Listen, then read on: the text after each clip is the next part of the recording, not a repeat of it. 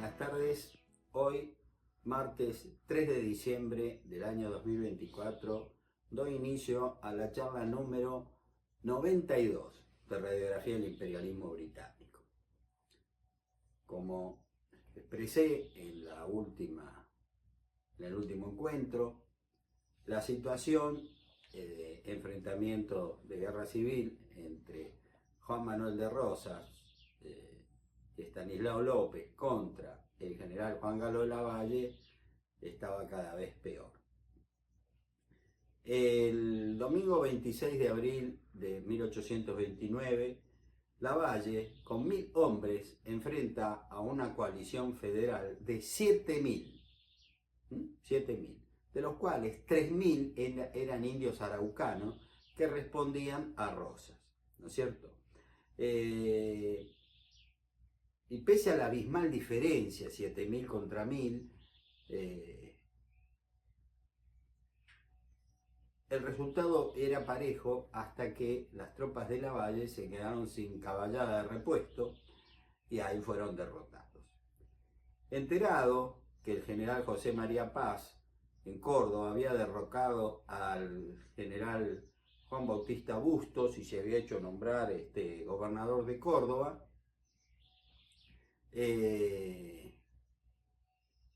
esta situación afectó el tablero, ¿no?, de la guerra civil. Y Estanislao López, por esa razón, le propuso a Lavalle, López le propone a Lavalle entablar negociaciones de paz. Pero Lavalle, airado por las depredaciones que han cometido las tropas de López, no acepta firmar la paz contra López, ¿no es cierto? Porque está indignado, textualmente lo voy a leer, por las depredaciones de López y sus hordas de bandoleros sobre la población civil. En este punto de la historia, cansado porque no ve una solución al corto plazo, el gobernador delegado de la provincia de Buenos Aires, coronel de marina Guillermo Brown, eleva su renuncia indeclinable al cargo y por ese motivo Lavalle, que está en el interior de la provincia luchando fundamentalmente contra las tropas de Rosas, acepta, no le queda más remedio, la renuncia de Brown y nombra en su reemplazo al su amigo, a esa leyenda patria como era el brigadier Martín Rodríguez. Martín Rodríguez, que era una persona muy querida porque en su gobierno, entre otras cosas les recuerdo, hubo una absoluta libertad de prensa, cada uno podía decir lo que pensaba, sin temer por ello alguna represalia del gobierno. Era muy, muy querido, muy respetado en la provincia de Buenos Aires.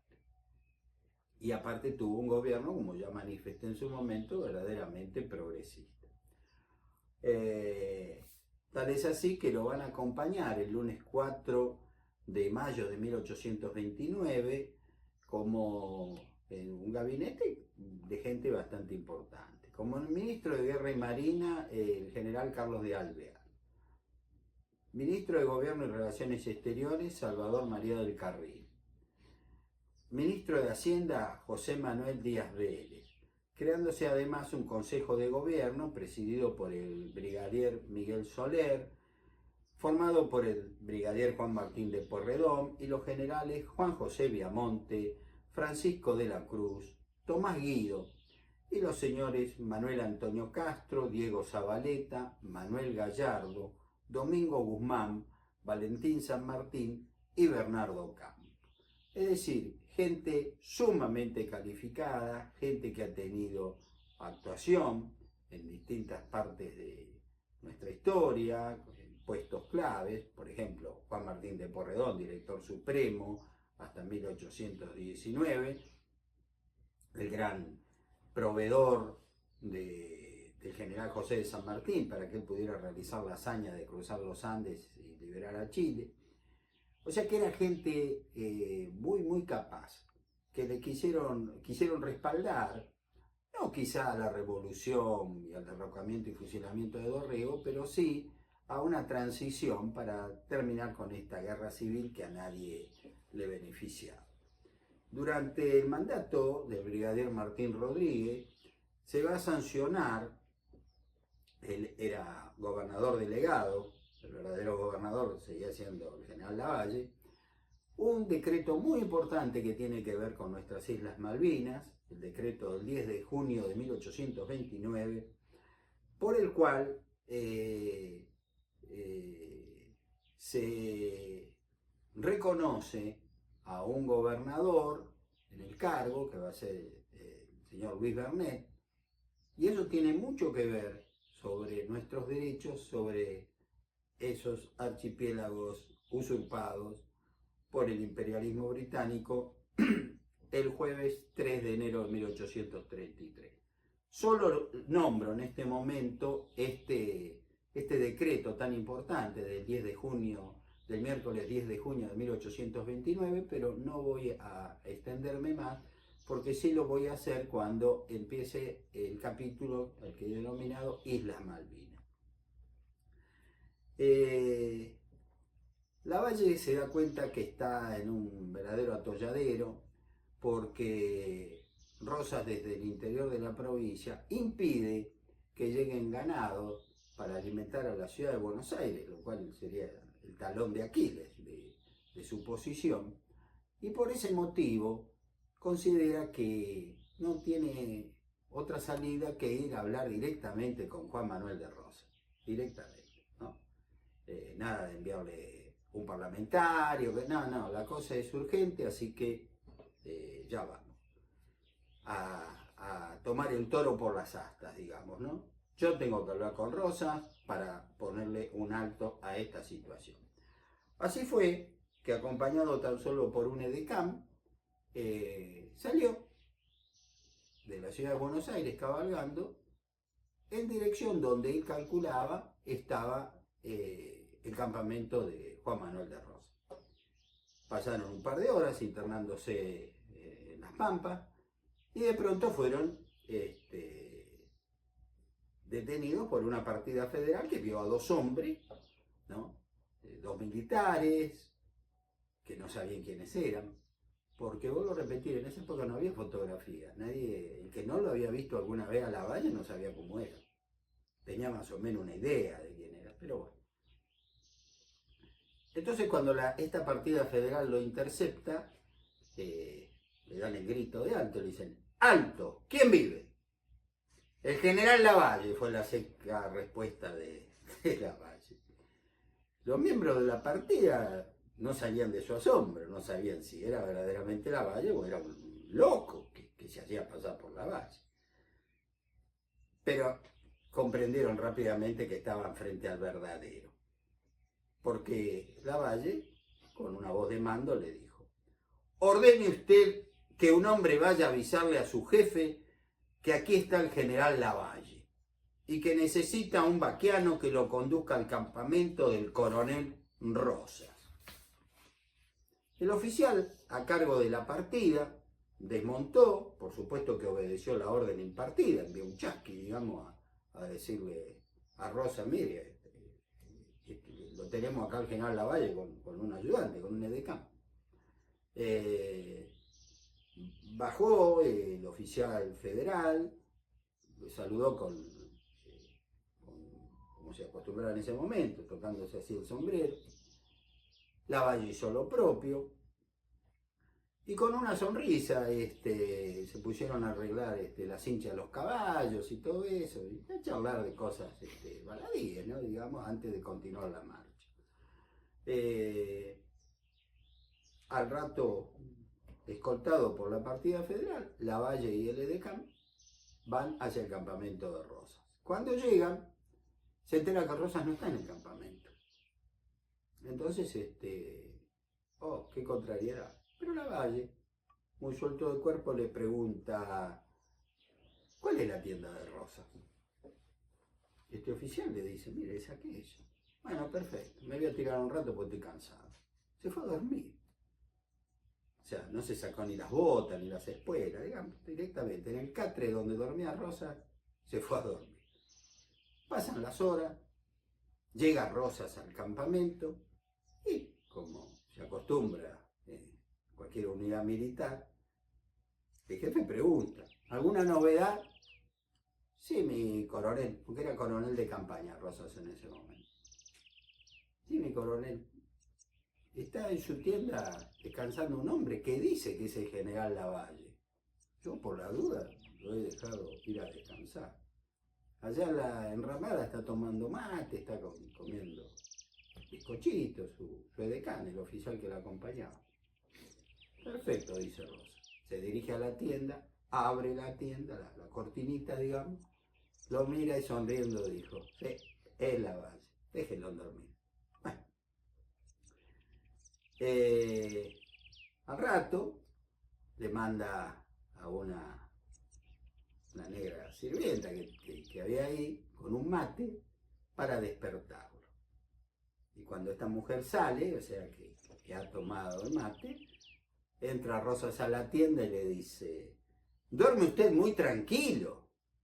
Y Lavalle, sonriendo, se levantó, lo abrazó y le dijo, es que estoy en la tienda de un caballero, por eso he dormido así. Fíjense el trato. Los hombres que estaban totalmente enfrentados, que estaban llevando la guerra civil, los federales al mando de Rosas y las tropas, digamos, unitarias de Lavalle, un gobernador surgido de una revolución que le costó la vida al coronel Dorrego, tranquilamente estaban charlando, se abrazaban, sonreían. ¿Y por qué pasaba esto? Bueno, porque ellos fueron muy amigos, como así también sus familias, cuando eran chiquitos. Según una tradición, hubo una negra nodriza que los amamantó a los dos, ¿no? Porque sus madres en ese momento no tenían leche suficiente para darle. Así que posiblemente cada uno, tomando la teta, como se dice, quizás ya en ese entonces se habrán empezado a pelear. Pero fueron amigos de chiquitos. Luego se van a separar cuando el general Lavalle entra como cadete al regimiento de granaderos a caballo a los 13 años, en la gloriosa carrera militar que realizó a órdenes del general José de San Martín, mientras que Rosas se dedicó a tareas rurales. Era, según lo escribe en Facundo, Domingo Faustino Sarmiento, el gaucho más fantástico de la República Argentina. Era el mejor jinete, sabía andar a caballo como los dioses, digamos. Por cuestiones de política, ahora estaban enfrentados, pero en ese momento no olvidaron su vieja amistad. Esto ocurrió en una estancia en Cañuelas, ¿sí? Juan Manuel de Rosas tenía la costumbre de tomar mate en vez de usar agua caliente, usaba leche. Le gustaba el mate de leche. Entonces siempre tenía, cuando llegaba al campamento, calentando en una ollita, leche para cebar el mate, ¿no? Y bueno, la negra que estaba, que tenía esa responsabilidad, claro, cuando vio que Rosa fue a la tienda del supuesto Lavalle, cuando los vio salir abrazados, sonriendo, quizás haciendo algún tipo de broma, y bueno, la negra se olvidó la leche bajo la leche azucarada en el fuego. Y cuando volvió, la leche se le había quemado, digamos, se había evaporado el agua, estaba un poco quemada, un poco oscura. Y ahí descubrió algo, ¿no? Esta mujer ya no era leche para cebar mate, pero bueno, lo prueba y qué rico. Entonces, media asustada, va y le dice a Rosas el problema que había tenido. Dice, mire, se evaporó el agua de la leche y quedó algo muy, muy rico, qué sé yo, como un dulce. Y ahí lo habrían probado tanto Lavalle como Rosa, y según esa tradición, en ese lugar, por esa circunstancia, nació el dulce de leche. Que si hay algo que es bien, bien argentino, es ese manjar, porque verdaderamente lo es. Eh, 3 días permaneció Lavalle en el campamento de Rosa, tranquilamente, almorzaron juntos, recordaron viejas anécdotas de su niñez, de su infancia, de sus parientes.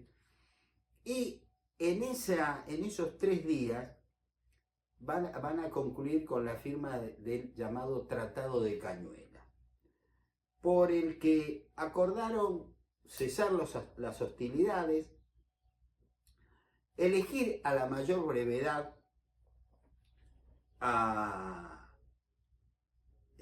los nuevos integrantes de la Sala de Representantes de la provincia de Buenos Aires, y por un artículo secreto se comprometieron a hacer triunfar en elecciones que se iban a dar a, ¿cómo se llama?, a una persona que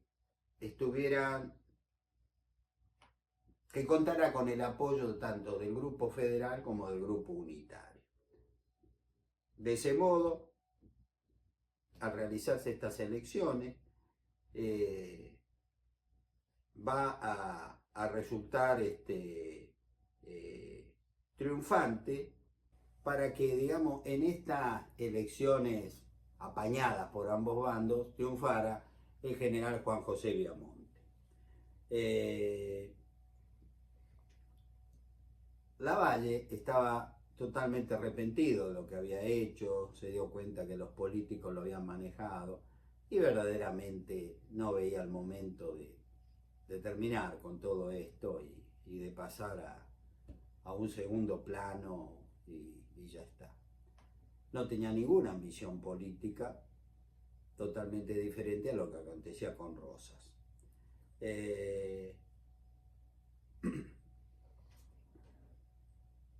En un gesto de buena voluntad, Lavalle va a acordar con Rosas quienes reemplazarían a algunos ministros que renunciaron, y así fue que permaneció el general Tomás Guido, se incorporó el coronel Manuel de Escalada, cuñado del general San Martín, y lamentablemente Manuel J. García, nuevamente reaparece el traidor que nos hizo perder la guerra frente a los británicos.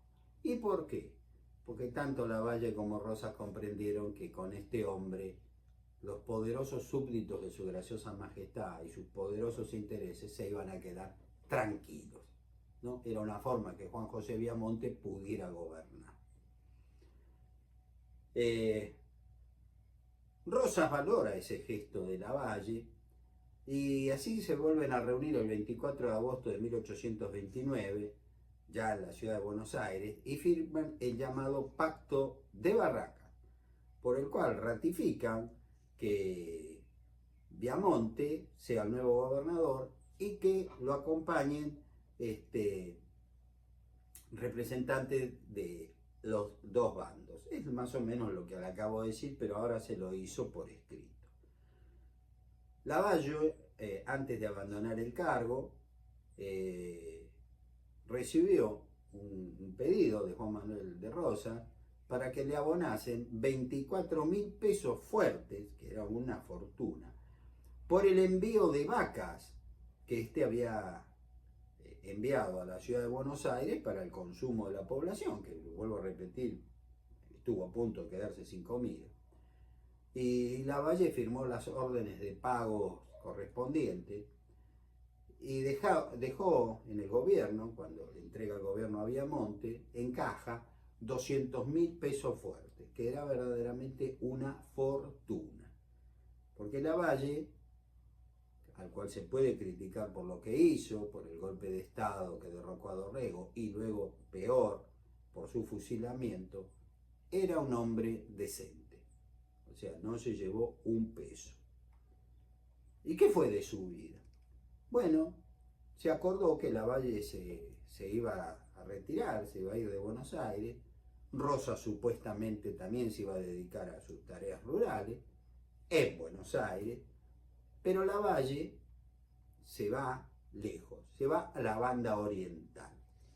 Y ahí en la banda oriental, en un lugar, en la estancia Los Ombúes, de una estancia de 11.000 hectáreas, se dedicó a la cría de ganado, especialmente de caballos, aró los campos, cuidó un hermoso rosal, fue apicultor y hasta llegó a fabricar velas para deleite de su esposa Dolores y de sus pequeños hijos, que no podían creer que él estuviera siempre con ellos, o sea, que no estuviera en ninguna guerra.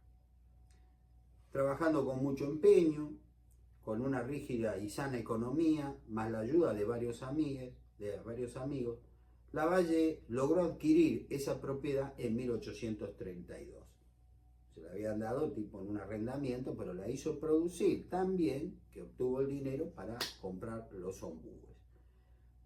En 1835 respaldó a un hombre que en el futuro lo va a traicionar, como fue el presidente oriental Fructuoso Rivera, que se vio amenazado en su gobierno por una invasión del general Juan Antonio Lavalleja.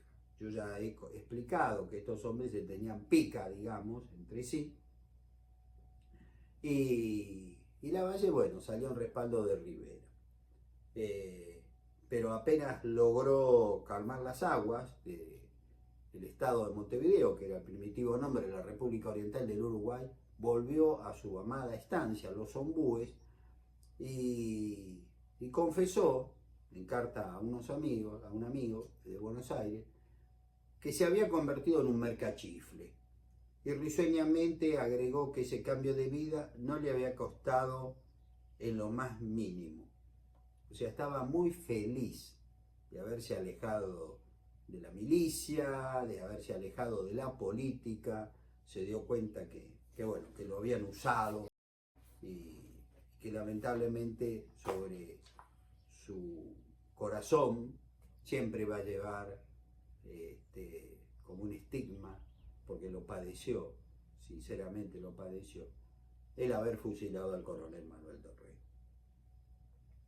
Así termina esta etapa, mis amigos, y ahora, en los minutos que me quedan, voy a hacer una pequeña reseña de la vida de el más grande gaucho, digamos, lo dicho por Sarmiento, su enemigo, que conoció nuestra patria. Un hombre de campo extraordinario, como fue Juan Manuel de Rosas. Su verdadero nombre era Juan Manuel José Domingo Ortiz de Rosas y López de Osorio. Flauta. Era largo, ¿no? Nació en la ciudad de Buenos Aires el sábado 30 de marzo de 1792. Era hijo de don León Ortiz de Rosas y doña Agustina López de Osorno, miembros ambos de familias muy ricas de la provincia de Buenos Aires. La vida de Rosas ha sido objeto de ríos de tintas escritos a favor, ríos de tinta escritos en su contra. Por eso yo la voy a analizar lo más objetivo que se pueda, porque me parece que todo tiene que ver con todo. Entonces, lo justo es justo. Primero me pregunto, si participó Juan Manuel de Rosas en la defensa de Buenos Aires en 1807. Sus panegiristas dicen que sí. Los que han escrito en su contra dicen que no. Vamos a ver cómo fue la cosa. Se ha dicho que Rosas actuó en la Reconquista en agosto de 1806 y que siendo alumno de la escuela de Argerich se arrojó intrépidamente entre los combatientes y peleó al lado del mismo Santiago de Liniers. Pensemos por un minuto que si esto fue cierto, Rosas en ese entonces tenía 14 años, o sea que pudo haber sido cierto. Él en 1830 le escribe a Pedro de Angelis, un talentoso napolitano, gran escritor, que era también un gran servidor de al que le pagaba bien para escribir. Y Rosas a este le pagó muy bien. Sobre este punto no existe documentación conocida que atestigue que eso haya sido cierto. Salvo que una carta que el mismo Rosas afirmó que Liniers le envió a su padre, pero esa carta nunca ha sido encontrada. No fue una aseveración de Rosas. Liniers le dijo a mi papá que yo combatí valientemente, bla, bla, bla. Pero bueno, el documento no está.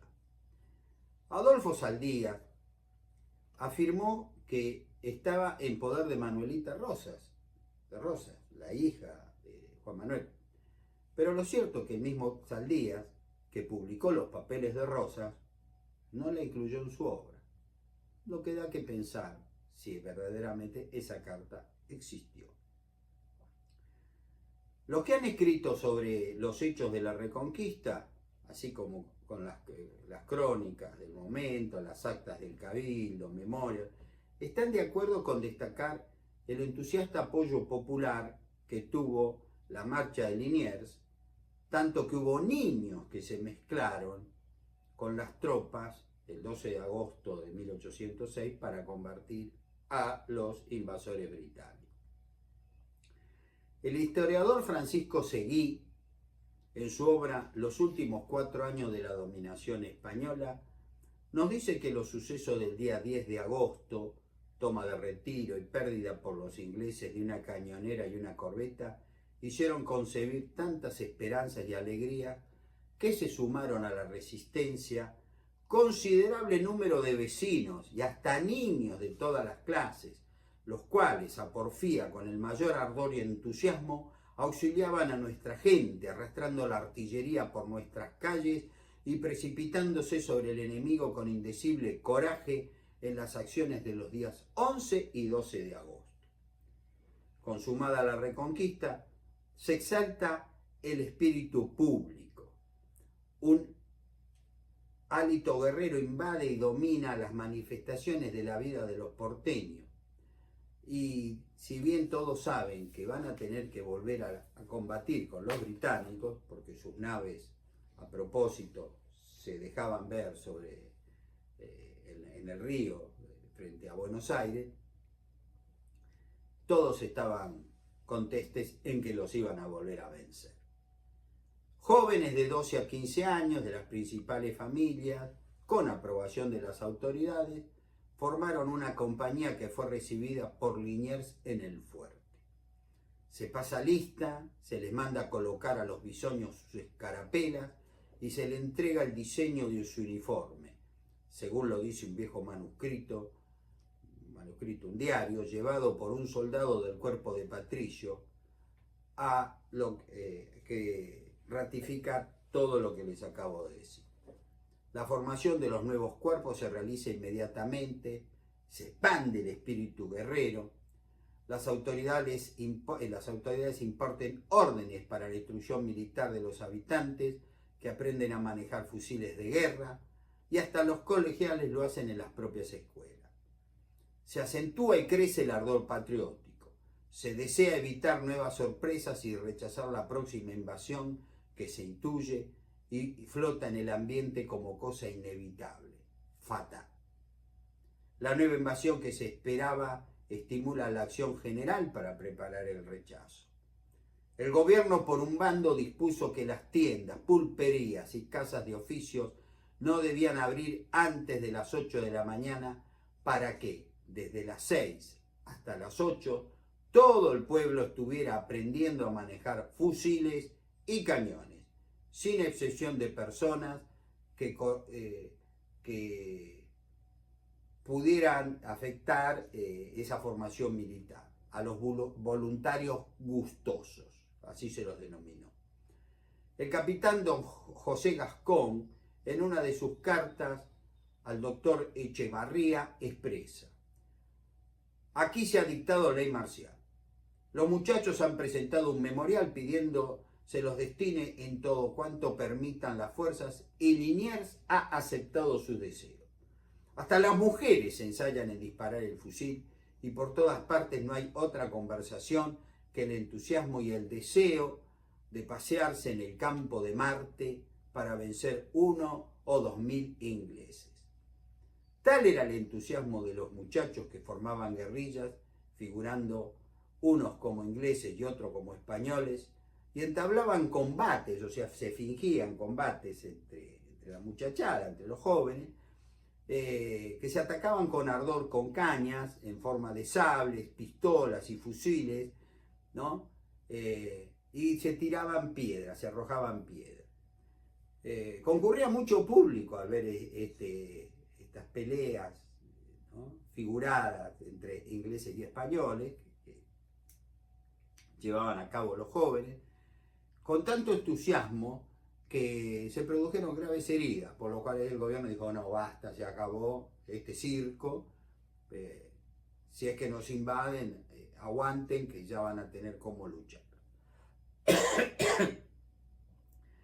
El capitán Gascón escribió que la situación era como el mar. Al menor soplo levanta olas. Noche viene un abrir y cerrar de ojos más de 2.000 hombres armados y que estaban dispuestos a luchar hasta lo último, ¿no?, hasta quemar el último cartucho. Historiadores que se han ocupado especialmente de la vida de don Juan Manuel de Rosas dicen al respecto que Rosas, sentó plaza de soldado en el 4º escuadrón de caballería llamado El Porteño, don Alejo Castex. Vistió su ufano con el uniforme punzó de ese cuerpo. Fíjense qué notable, el color que a él lo iba a fascinar toda su vida, color punzó, rojo punzó. Y combatió con denuedo en la cruenta defensa de Buenos Aires contra la segunda invasión de los británicos. Documentos indudables existentes en el Archivo General de la Nación establecen cuál fue la participación de Juan Manuel de Rosas en el rechazo de esta segunda invasión. En este archivo, en el libro Comprobante de Cajas, febrero de 1807, aparece un documento muy importante. Lista de los individuos del escuadrón de Migueletes que se han hecho acreedores al sueldo de 12 pesos señalados por el término de la concurrencia diaria a los ejercicios doctrinales. Francisco Villanueva, Juan Manuel de Rosas, enero 28 de 1807. Firmado Alejo Castex.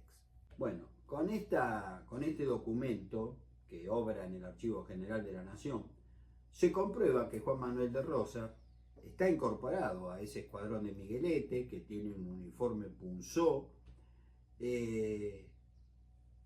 y se acredita que es un concurrente diario a los ejercicios doctrinales. Sigamos con los acontecimientos. El ambiente de la ciudad de Buenos Aires se va caldeando, la efervescencia popular aumenta porque se producen choques con los partidarios de Sobremonte, que ha intentado regresar. El pueblo de Buenos Aires no se lo permite, dice, no, este cobarde no nos gobierna más, nosotros nos gobierna el capitán de navío Santiago de Liniers. Otro documento firmado por el capitán Gascón, el 18 de febrero de 1807, dice: vamos a ver dentro de poco organizada la independencia. ¿Y quién soñará que no abrace esta toda la América como bien general y único medio de evitar los infinitos males que nos amenazan? Fíjense que ya muchos porteños están pensando un poquito más allá de rechazar a los británicos en 1807. Ya directamente están hablando de independencia. Qué notable, ¿no? El 14 de marzo de 1807 llegan noticias inquietantes desde Montevideo. Los británicos están embarcando sus fuerzas para atacar Buenos Aires.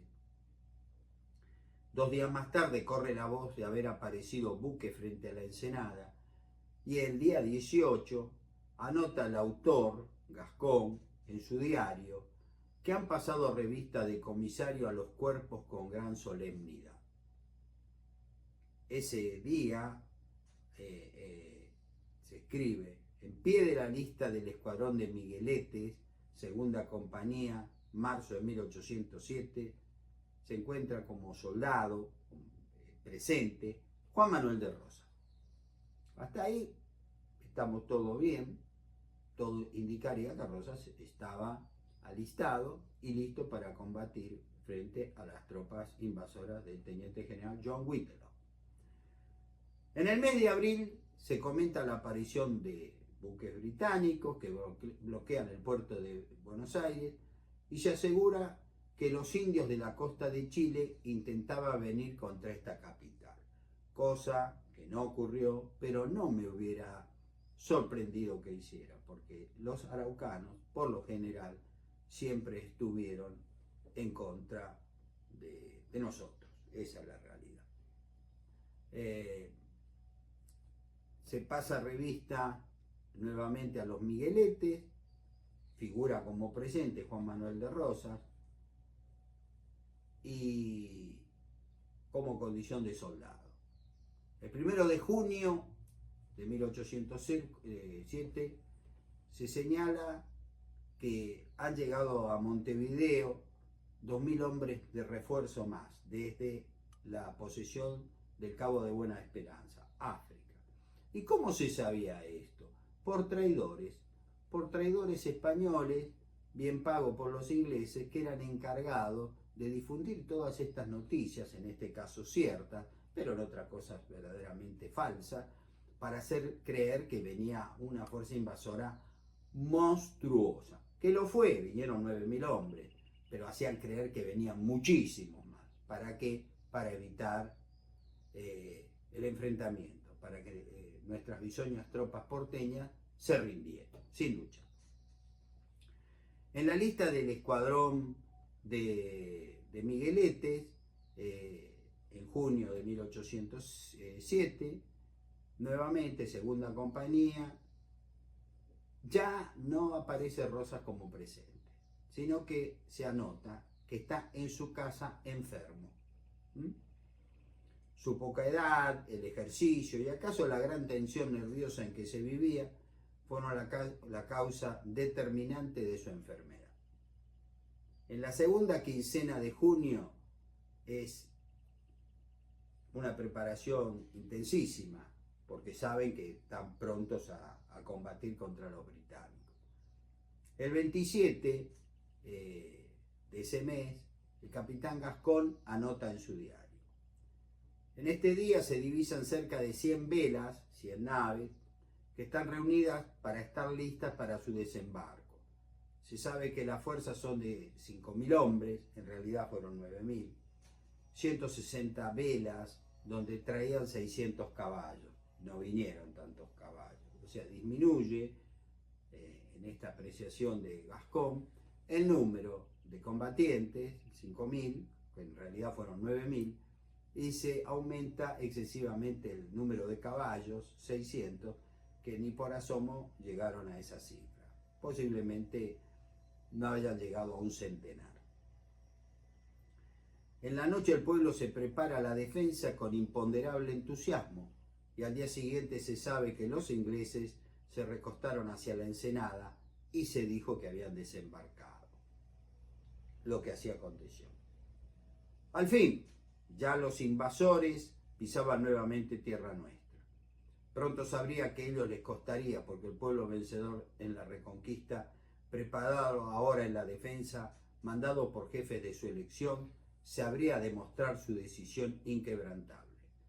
Los partes se suceden, el enemigo avanza y el día 1 de julio se halla a 2 leguas de la ciudad.